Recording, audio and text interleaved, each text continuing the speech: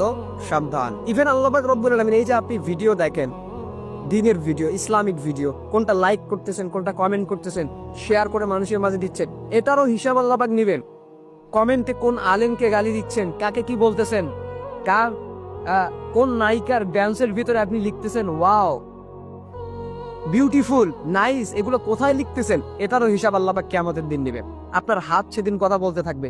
আল্লাহ পাক রব্বুল আলামিন বলেন যে ভয় করো সেই দিনটাকে যেদিন তোমার জবানকে বন্ধ করে দেওয়া হবে, তোমার হাত পা প্রত্যেকটা অঙ্গ প্রত্যঙ্গ তোমার নামে নালিশ দিতে শুরু করবে।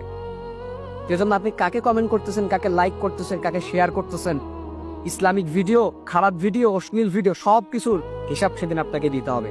এই যে তারা লিখে রাখতেছে, এই অনুযায়ী আপনার সেদিন হিসাব নেওয়া হবে। যার জন্য এগুলা ভেবে সাবধান। কিসের পথে চলতেছে? হারামকে হারাম ভাবে মেনে নেন, হালালকে হালাল ভাবে মেনে নেন। যুব সমাজ দিনের পথে ফিরে আসে। আমাদের হাতে পরবর্তী ইসলাম আছে, আমরা ইসলামটাকে ধরে রাখতে পারবো, দিনের বিজয় আমরা করতে পারবো।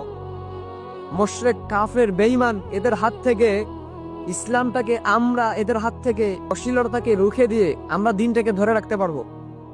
এজন্য দিনের পথে আসে, ধার্মিক